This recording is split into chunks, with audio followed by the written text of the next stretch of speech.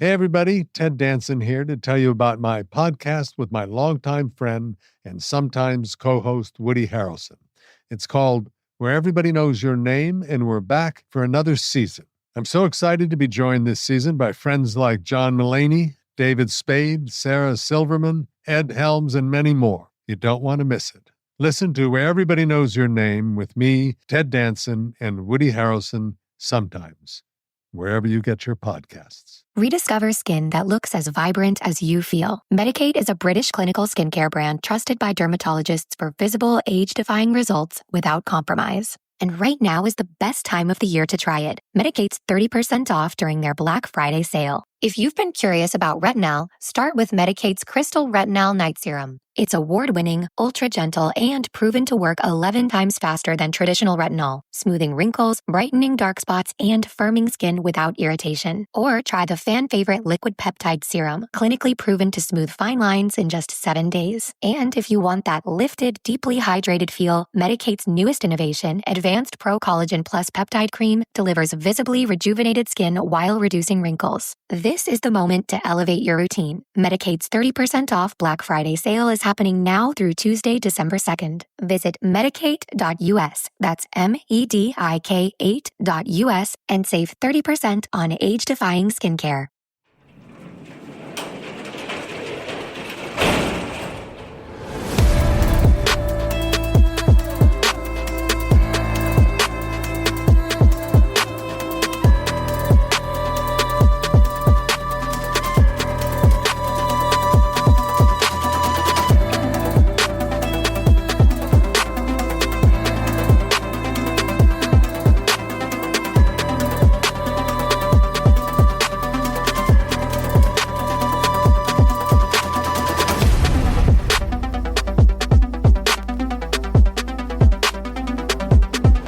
Welcome to True Crime Garage. Wherever you are, whatever you're doing, thanks for listening. I'm your host, Nick, and with me, as always, we have a man who knows your email password. Here is the captain. And you should be ashamed of yourself. You made it so easy. It's good to be seen. Good to see you. Thanks for listening. Thanks for telling a friend.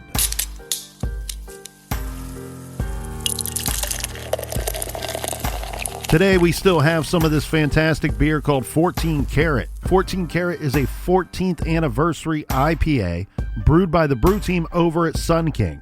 It's hoppy, bitter, malty, and smoothed out nicely for a classic hoppy beer taste. Garage grade 4 out of 5 bottle caps. And let's give some cheers and thank yous to our friends for filling up the fridge this week for us here in the garage. A big We Like Your Jib goes out to Dan from Shippensburg, Pennsylvania. And last but certainly not least, Captain, we have Katie and Maddox from Aurora. Everyone we just mentioned went to truecrimegarage.com and donated to this week's beer fund, and for that, we thank you. Yeah, BWRUN Beer Run. If you'd like to meet us in person, and why wouldn't you? Because we smell delicious. We'll be at CrimeCon Nashville this year, and our promo code is TCG for 10% off. We'll also be at CrimeCon UK. Same promo code, TCG, for 10% off.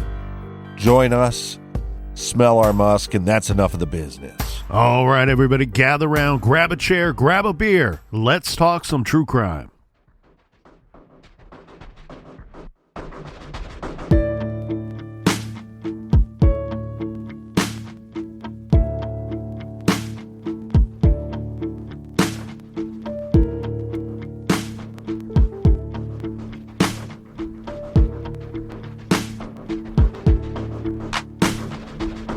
A mother's hope to find her missing pregnant daughter. I would love to see her with her child because she is such a mothering person. Chicago police released new surveillance video of Kierra Coles from 2018. The last moments she was seen running errands, also with a person of interest. The CPD video includes a plea from Cole's mother directly. You could be the one that helped bring Kierra home. While initial surveillance video released by CPD was not Cole's, investigators and Cole's family hope everyone will stop to check out these new images to try and close this cold case. If you know something, say something. You know, this is going on too long. And, you know, I just hope anybody out there that knows anything have a heart and finally call in. This afternoon, community organizers prepare for the 5th annual march We Walk for Her at 5 o'clock at 35th and King. The purpose? To bring attention to all the unsolved cases of missing women and girls of color. What's most important is that every case, Kierra Cole's case and every Cole case, gets the necessary attention that it deserves in Black and brown communities. Coles was a letter carrier. She would be the mother of a young child now. I can't let her down. I got to do all that I can to bring her and her child home safe. Cole's mother says a painful void remains for their family, but hopes someone with information will ease their suffering.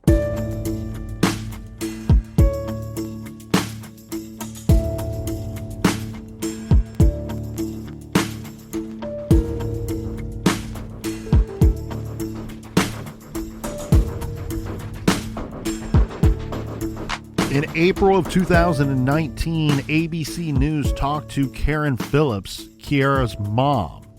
Phillips said she tries to remain positive as her suspicions run high toward her daughter's boyfriend, saying, quote, "I've never pointed fingers at him in the beginning, but all of this time has passed." So by this point, Captain, we're talking 6 months after her daughter has disappeared. She's saying, I haven't heard anything from this guy since the day the police went to do the wellness check. I haven't seen him around town, haven't talked to him, nothing. Yeah, pretty shady. And so she's saying, given that 6 months has gone by, he must have had something to do with it. NBC5 Investigates reported that there was no criminal history in Josh's past that they were able to uncover. The chief communications officer at the Chicago Police Department told ABC News that Josh remained a person of interest, given that he may have been one of the last individuals to see her, meaning Kierra. CPD told NBC's Dateline that there was no proof of life for Kierra. We have a pretty good idea of what transpired, they said. Now it's a matter of finding evidence. There is a minimum of 2 or 3 people of interest who were the last to see Kierra before she disappeared. We've narrowed down our group here to a personal associate of hers, a friend who was one of the last people to see her. So that's a little insight into their investigation and who they think are persons of interest. But then there's this. Josh and his other baby mama and their kids, like you talked about briefly yesterday, Captain, they move out of state. Now, it's unclear when they moved away, but several articles say it was, quote, soon. But what we do know is she goes missing in October of 2018. We do know that they moved out of Illinois before the end of the year, before the end of 2018. So that's not a lot of time between disappearing and the end of the year. Again, we don't know the exact date. From everything that we've looked at, it looks like police have not been in contact with Josh after he left Illinois.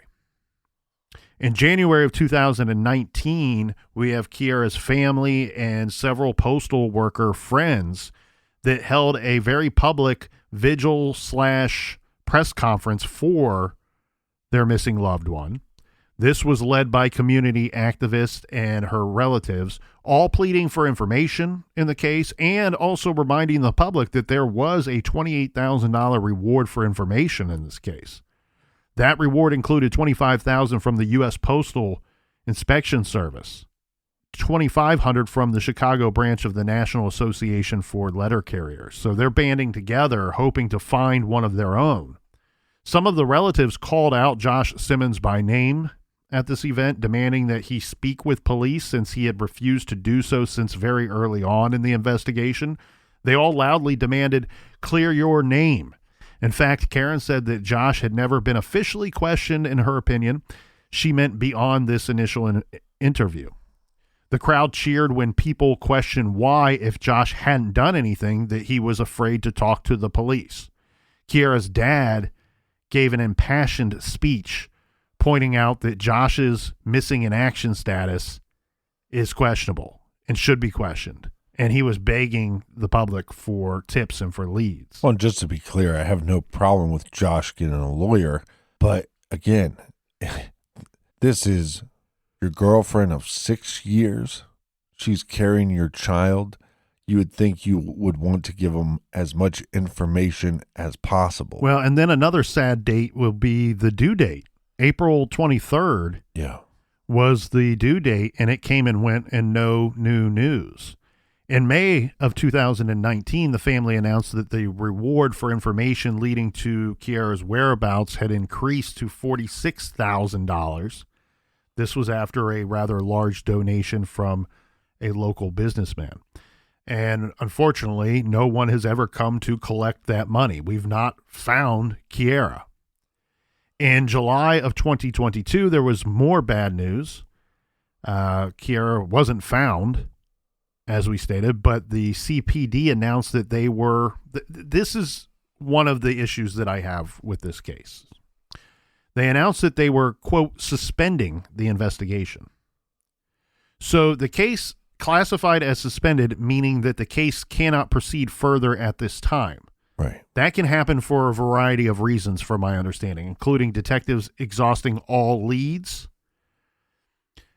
My understanding, Captain, is that this is not a permanent status and can be changed if more information becomes available to police.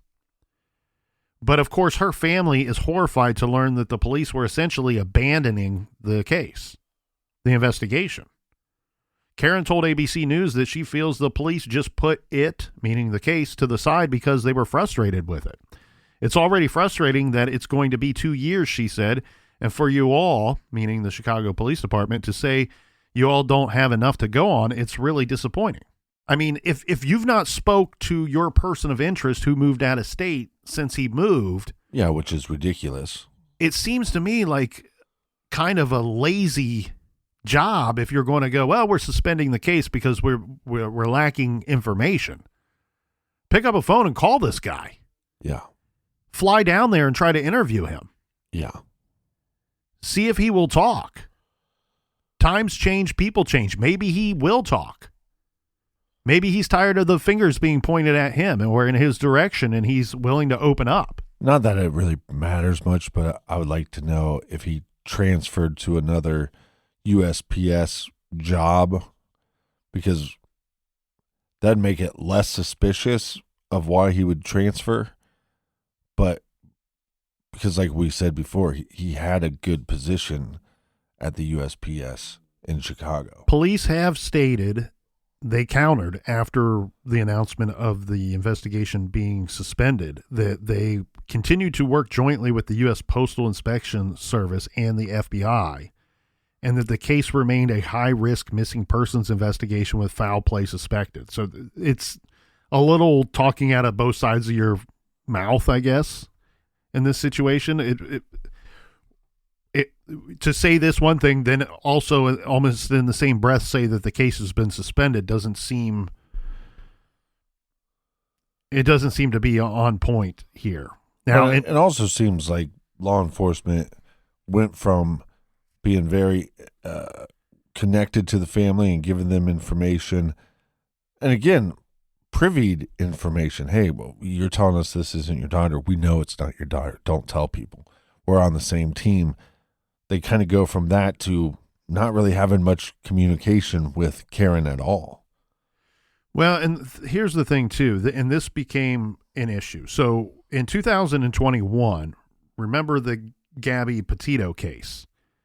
This becomes nationwide news. Everybody's kind of following this Gabby case. Karen is upset at the juxtaposition with the coverage received by her daughter's case. She's saying, look, my daughter's case made national headlines for a day, maybe two, and that was it. Gabby's case was a headline news for weeks. And Karen's friend, this is community activist George Ivey, said in a September 21st press conference, quote, I want you all to treat Kierra Cole's case like it was Gabby's, end quote. Karen said that they will cover a black person's case, but you might see it one time. With a white woman, you might see it all that week or even every week. The family wasn't just disappointed in the lack of media coverage. They were mad at CPD and the U.S. Postal Inspection Service, which they felt continued to under-prioritize this case. Her father, Joseph Coles, told Chicago Sun-Times in 2021 that he had heard the investigators had their eye on someone, but he hadn't received any updates as of late. He, too, expressed frustration with the police and their failure to focus on missing black women and children. Because Josh hasn't been super cooperative, and we don't really have a great idea of her movements on October 2nd, other than that she went to the store and talked to her mother about that. But that's all going to change in June of 2022. Yeah, this is when a whole bunch of new information comes out, and it seems a little strange to me that they were holding on to this so tightly and secretively for so long. So in June of 2022, the Chicago Police Department decided that they were going to release some real information here, right? So they issued a 8-minute long video with an update on the case. This was video footage. It contained some video footage from across the street from Kierra's apartment on Tuesday evening, October 2nd, sometime when it was still light outside. It showed Kierra parking her car outside her building and walking into her apartment. This is lugging groceries bags. So this is returning. Our best guess would be returning from that trip to the grocery store that we've talked about. And then what we have too on the video footage is a man referred to by detectives as a person of interest subsequently arrives and also enters the apartment. Sometime later, now it's dark outside, Kierra and the man / person of interest walked out of the apartment. They got into Kierra's car with Kierra driving, and they drove off. Minutes later, at 10:43 p.m., Kierra was seen on surveillance footage from inside a 24-hour Walgreens located at 8628 South Cottage Grove. She walks in. She goes straight to one of those standalone ATM machines. Yeah. She made 2 withdrawals, and then she leaves the Walgreens. She makes 2 withdrawals, but don't we believe that the total was roughly around $400? Yeah, we don't have to go roughly or believe. We know by police statements that she withdrawed a total of $400 from her bank account. So right, that's because at some verified point, by police. And what's wild about this too, Captain, it seems like a very it seems, I don't want to say planned out is not the right word here, but she's in that Walgreens for less than 3 minutes, in and out. So her movements and her task is well known to her before going into those doors. She doesn't shop or do anything else while she's there. She just simply goes to the ATM. Now, of course, police they want to know from her, the people that knew her best, what do you make of this? And to which Karen is saying, look, this is incredibly and extremely out of character for my daughter. She was very conservative with her money, and she didn't have an answer as to why her daughter would simply walk in and get $400 cash. If you're in law enforcement, the first question is, who's this cash for? Is it for her or is it for somebody else? There's another news article out there by CBS Chicago that reported that Chicago detectives told the family that the couple went to an ATM nearby where the video captured Kierra taking out $400 from her bank account and handing it over to her boyfriend. Okay, so this is interesting to me because what we're hearing here in this report, in this statement, if this is true, police for some reason seem to have reason to believe that after they went to the ATM that Kierra gave the money to who they are referring to in this story as her boyfriend. Right. So that goes to what you were saying there, Captain. She goes to this ATM. Mom has no clue why her daughter would take out $400 cash. And police, according to this report, are saying she gave it to Josh. Old red flag. So now there's more information here. Less than an hour later, this is before 11:45 p.m., Kierra's car was again captured on video from another area of the city. The car drove up, parked, and a male person, not a mail carrier, Right. not a U.S. Postal Service, USPS. a man climbed out of the passenger seat and closed the door and walked away. And what the footage does not show us, so it shows us this man getting out of the car, passenger side. It does not show anybody else ever getting out of that vehicle. And how weird is that? Exactly. How weird is that? So what I'm guessing is this man drove the car, parked it, scooted on to the passenger side, and then left that way. Yeah. That's what I'm guessing. I'm guessing he didn't drive the vehicle with his mind. Yeah, there was no ghost rider. I'm the only one that can do that. But there's more evidence of where that car goes. Yeah, so daytime video surveillance from Kierra's neighborhood. It's unclear what time of day. It shows a person of interest driving up to Kierra's block in her car. The man parked the car, got out, walked into the apartment building, into Kierra's apartment, and soon exited after seen carrying some unidentified items out of the place. He then climbs into what is described as his vehicle, which had been parked nearby on the block overnight, and drives off. So in the 8-minute video, it shows some still shots of the interior of Kierra's apartment and 2 shots of the interior of her car with what could be tiny drops of blood splashed on the inside of the vehicle. This is what people have said that they think they're seeing when they see the pictures of the interior of her vehicle. Yeah, there's red drops, but that's not confirmed by police. So for 4 years, everyone believed that Kierra was alive and last seen wearing a postal uniform on that Wednesday, October 3rd. That's right? a big misstep by law enforcement. So we now learn that that's absolutely incorrect. She was actually last seen at an ATM the night before, dressed in a dark jacket or hoodie, leggings, knee-high socks, and sneakers, and a hat. So giving money to her boyfriend. The new timeline putting her missing at about 10:45 p.m.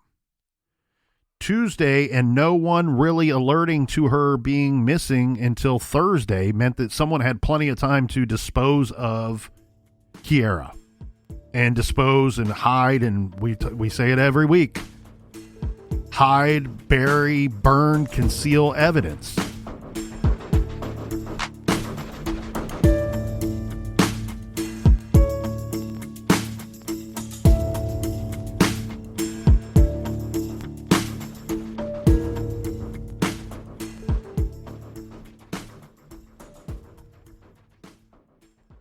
Hey there, it's Katie Nolan, host of Casuals, the sports podcast where we don't care how much you know about sports, we're just happy that you're here. Every week, I hang out with some of my good friends to discuss the biggest stories across sports and entertainment, but in a way that's like fun and not boring. Want to know Sue Bird's favorite Diana Taurasi story? Or how heavy the Larry O'Brien trophy is? Or even what baseball team is right for you based on your moon sign? We got you. Listen to Casuals every Tuesday and Thursday on the SiriusXM app or wherever you get your podcasts. Bye!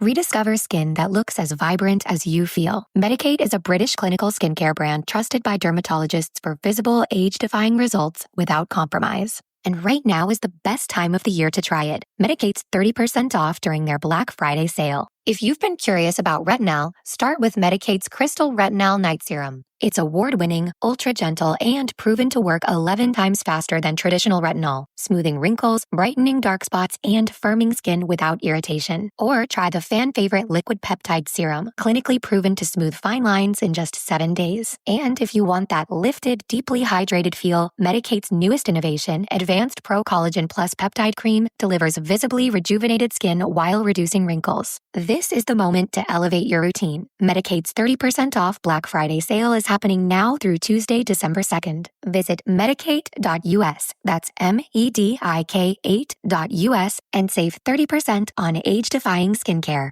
Planning a trip this year? Travel smarter and connect deeper by learning the local language with Rosetta Stone.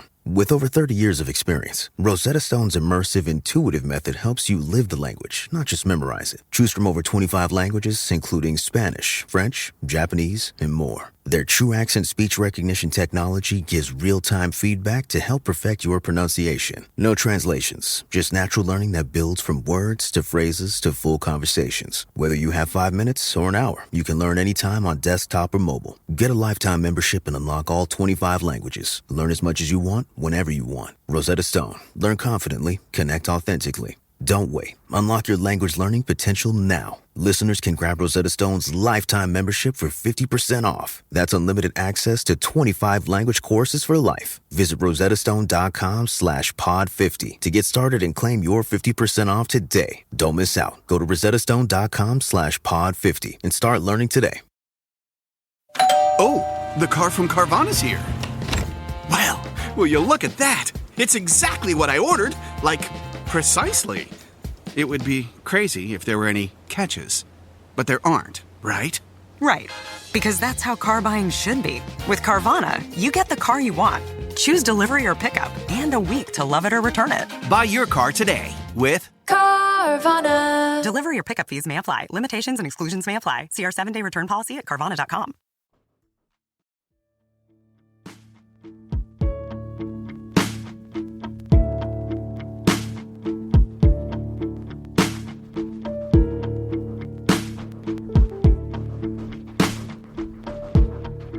All right, we are back. Cheers, mates. Cheers to you, Colonel. Onward and upward. Cheers to you, Captain. Power to the people. Cheers to the people in the back. Well, and a quick reminder, we will be at CrimeCon in Nashville. And if you want to see us, God willing, make sure you use our promo code TCG. We'll also be at CrimeCon UK. Same promo code TCG. Join us in Nashville or in the UK. Nay, join us in both Nashville and the UK. Yay. In 2022, Chicago Police Department homicide detective Will Savlar, I believe is how you pronounce his name.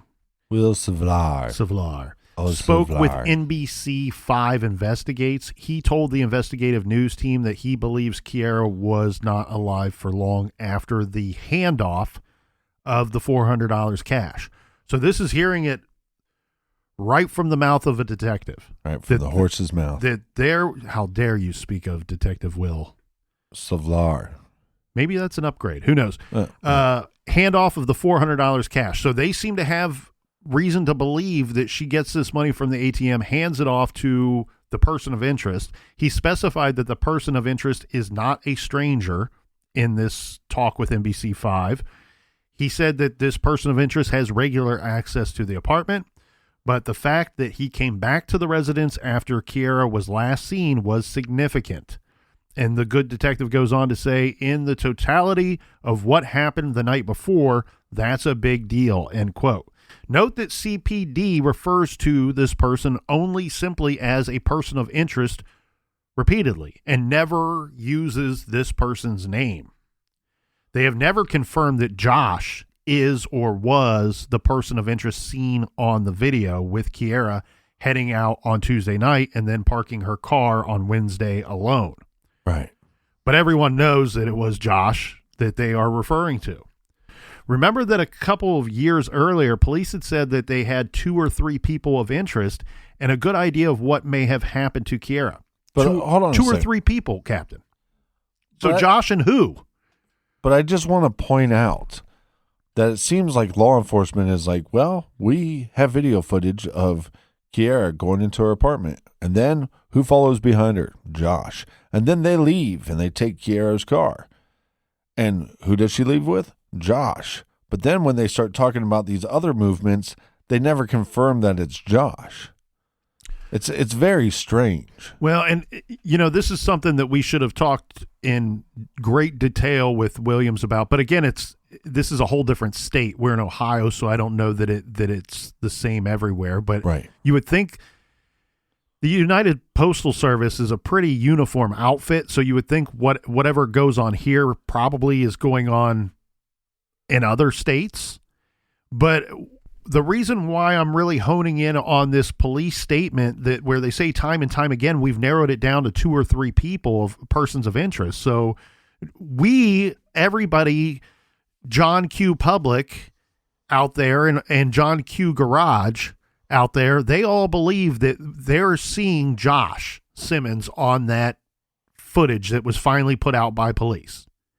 So if they're saying we've narrowed it down to 2 or 3 people, so it's Josh and who?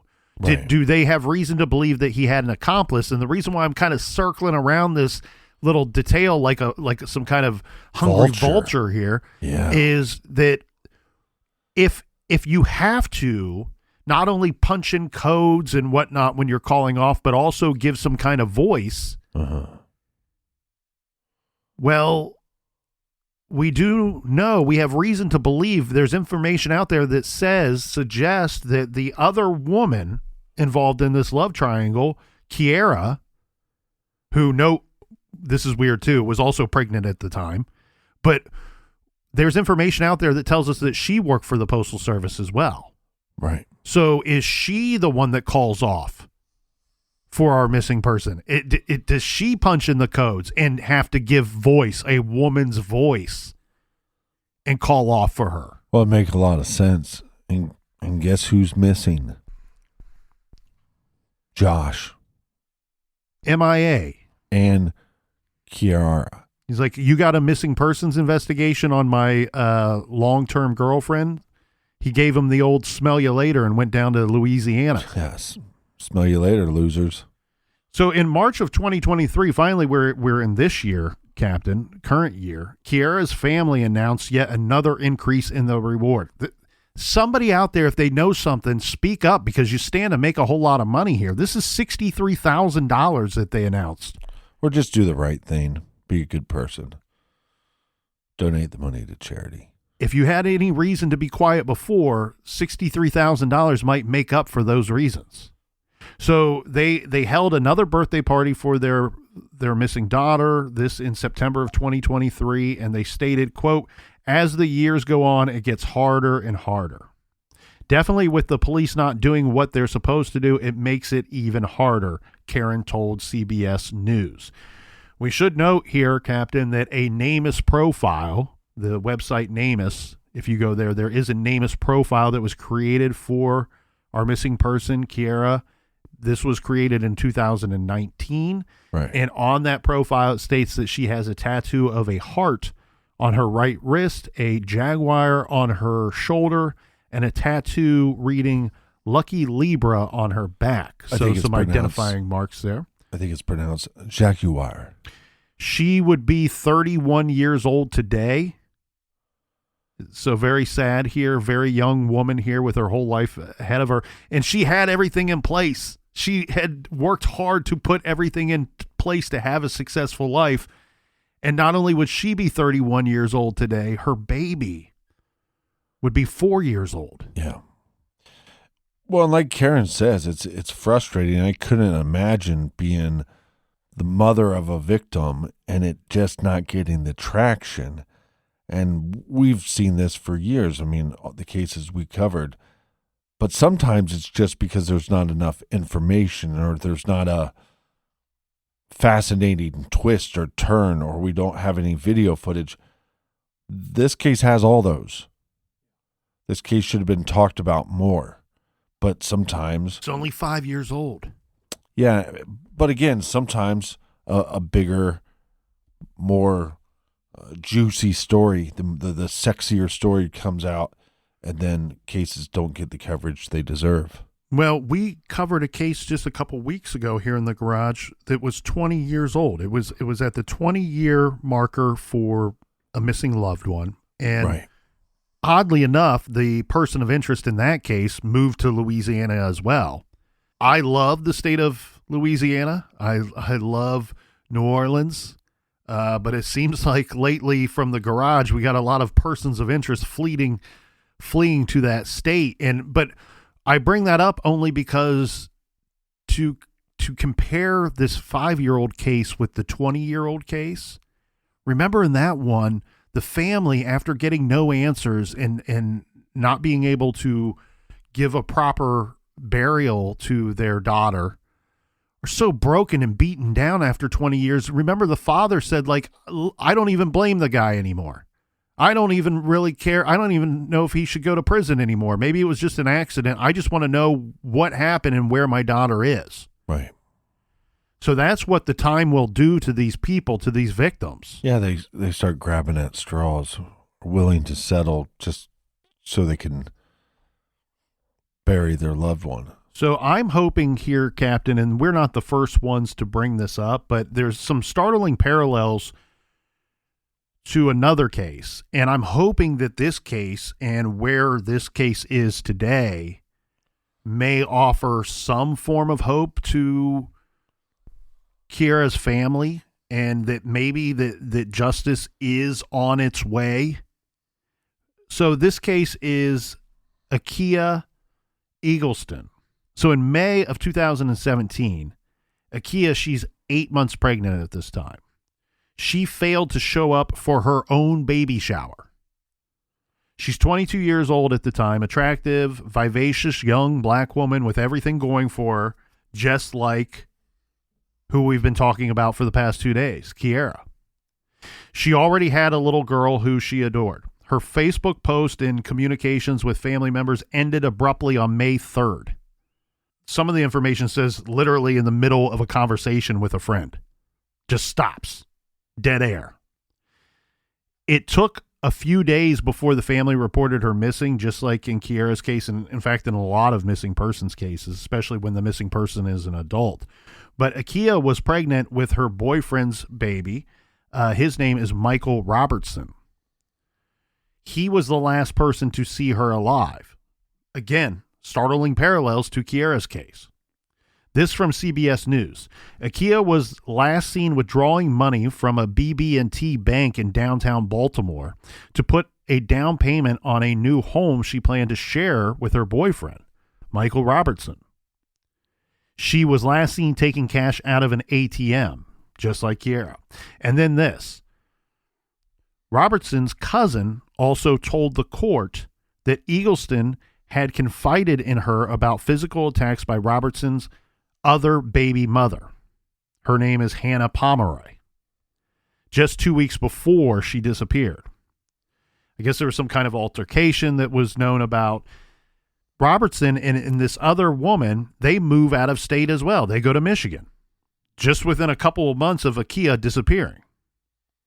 Akia's family took it upon themselves to keep her case in the media, just like Karen is doing and the family's doing, and keep the case in the media in the spotlight, and also conducted their own search throughout Baltimore, looking in abandoned buildings, behind structures, and wooded areas, just like what we know Kierra's dad did. Right. And continues to do. Akia's body was never found, neither was her baby. The baby's father, Michael Robertson, did some suspicious things that drew the old cold eye, drew the old eye of suspicion. Yeah, old red flag. From the family, and got the attention of Baltimore police. So he searched on his computer or phone for dumpster and trash collection schedules and landfill locations in the city dozens of times. Oh, God. So either he's really concerned about trash or he's looking to conceal something.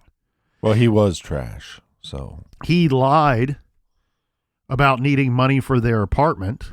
Turns out there was no apartment. No preparations had been made to buy or rent a home or an apartment for them. This was just something that he was leading this young woman on. Evidence on his cell phone tracked his movements to Akia's apartment on May 3rd. So this proved inconsistencies in his statements with police. He was interviewed 3 times by police, and in his statements, they evolved, according to police. Then he admitted that he did see her, and then said that they argued because she wanted him to choose between her and the other woman.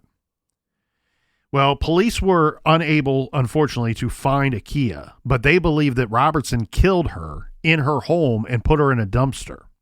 According to the Baltimore Sun, using information from Robertson's phone, they traced the trash route from the dumpsters outside of the apartment to a Northern Virginia landfill. Engineers narrowed in on 20 acres of landfill that were filled with 500,000 tons of compacted municipal waste, filled 40 feet deep within the 3-month window around her disappearance. But they weren't able to dig. There's some kind of safety regulations that prohibit excavating more than 4 feet down of landfill in this area. It took 4.5 years, Captain, but Baltimore police and the FBI put together a circumstantial no-body case against Robertson. He was arrested and charged with 2 counts of murder in February of 2022. In July of 2023, a Baltimore jury found Robertson guilty of 2 counts of first-degree premeditated murder. And the jury deliberated for just 2 hours. So he was found guilty. Robertson appears to be even more of a, Captain term, piece of shit than Josh. He's a piece of shit. Or maybe just not as smart because he didn't get away with it. And Josh is down in Louisiana, might even be having a good time for all we know. He's looking over his shoulder. It seems that if Josh had any kind of cell phone or GPS or video trail that he might have been arrested by now. But that's what I'm hoping anyway. Right. If not, those are avenues that need to be pursued. And this case should not be suspended if you have avenues to pursue, which I think they do. I think there's some meat on the bone here. And I just don't like the status of suspended on this case. No. And you wonder if that's is that a decoy to maybe have people relax a little bit and we can gather information and put together a better case. I would hope that's the case, but who knows? But see, what I want to know is, did they collect DNA evidence from the car, and are they able to connect that to Josh's other girlfriend? And I think the police at some point, correct me if I'm wrong, but they made a statement to the fact of, we had a suspect, but we don't believe that he had any motive for murder. Well, when you're dating 2 people and they're both pregnant, there could be a motive for murder. Yeah, and I want to speak to Kierra for a minute. Not Kierra, our missing person. To Kierra, the other woman who it's believed is living down in Louisiana with Josh and their kids. Which might have been involved in this murder and cover-up. Correct. But also may not have been involved at all. If you know some information about this and now this dude's out running around on you again, go get that $63,000 and give the police the evidence that they need to recover this young woman's remains and build a case against Josh. Yeah. And this is why Kierra's mother, Karen, is so correct. You need to shine light and bring attention to these cases. It puts pressure on law enforcement to do their job, but it also puts pressure on eyewitnesses to come forward. It puts pressure on Josh. It puts pressure on Josh's current girlfriend to come forward with information. The more people are talking about it, the more people start realizing this ain't going to go away. And so you share these cases on social media. You tell your friends and family about these cases. And could you imagine if you're Josh and you're sitting and you moved away to try to get away from all this and it starts becoming more national news? Then you have an individual that's getting scared. He's looking over his shoulder. He starts wondering about all the mistakes he made. And somewhere out there, something's going to catch up to him. And like you said, I mean, it could be his girlfriend sitting around going, well, this guy, I'm still not enough in his eyes. I've had 3 children by this guy, and I'm still not enough because he keeps running around on me. And maybe you were involved in the murder. Maybe you were involved in the cover-up. But police, I'm sure, would still be willing to make a deal with you. And then he could get his.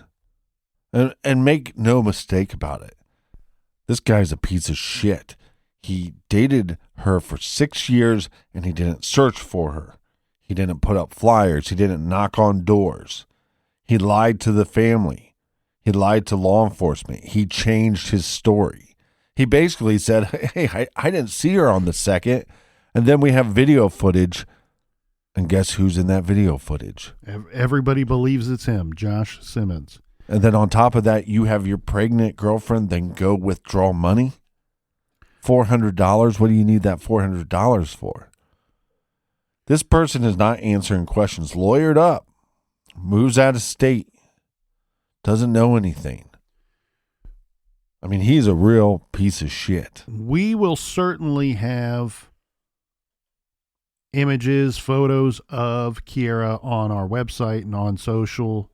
But a great resource in this case for everybody out there in listener land is missingpersonscenter.org.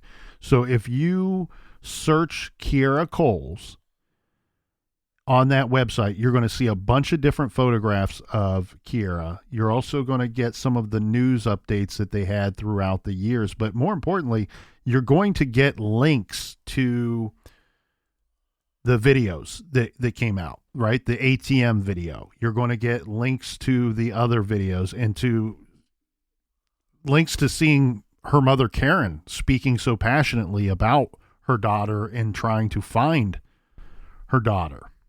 The website, according to the website, if you have any information, you are encouraged to contact the Chicago Police Department, or this is a unique scenario here, Captain. We don't get this every week, but one outfit that you can get in touch with, in this case, would be the U.S. Postal Inspection Service. Right. And you can, from my understanding, is that this is, they investigate all kinds of stuff. All kinds of different crimes, all kinds of different missing person stuff. So if it were me here and I had information, I would reach out to the U.S. Postal Inspection Service. Their number is 877-876-2455, 877-876-2455. The HBO, Max, or whatever we're going to call it these days, I feel like It's HBO Max. Call it HBO, man, because, well, it was HBO Max for a while. Now it's just Max. So there was an HBO documentary series called Black and Missing. It did feature Akia's case that we talked about. Now, like Kierra's, it was noted that her case got a lot less attention than similar cases involving white women. Robertson's guilty verdict may provide a glimmer of hope for Kierra's family, that they may yet see justice for her at some point. We can only hope that Chicago prosecutors and investigators are doggedly working to put together their case against Josh Simmons, and he gets what's coming to him. But given that the investigation was suspended for a time, may still be suspended, and Chicago PD's less than lustrous record of solving cases where the victim is a missing black female, unfortunately, we're just not that optimistic.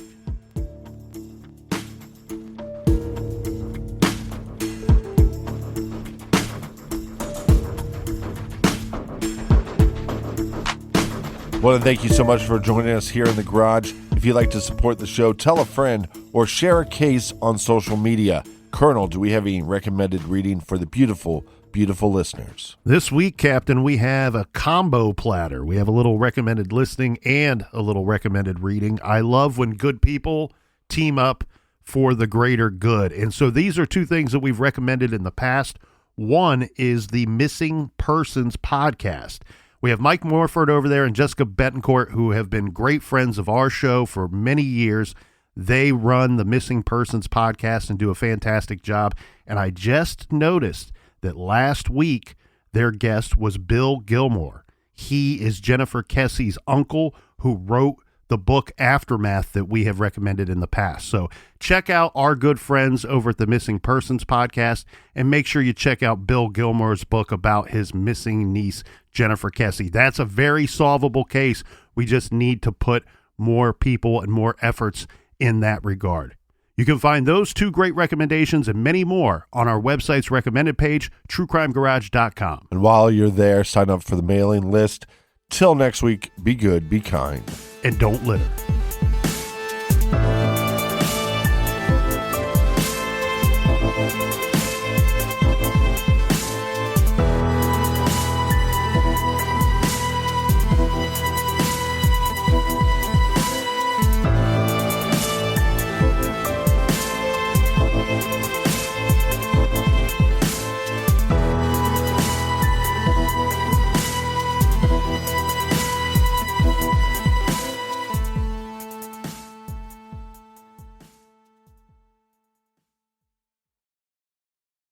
Hey, everybody, Ted Danson here to tell you about my podcast with my longtime friend and sometimes co-host Woody Harrelson. It's called Where Everybody Knows Your Name, and we're back for another season. I'm so excited to be joined this season by friends like John Mulaney, David Spade, Sarah Silverman, Ed Helms, and many more. You don't want to miss it. Listen to Where Everybody Knows Your Name with me, Ted Danson, and Woody Harrelson sometimes, wherever you get your podcasts.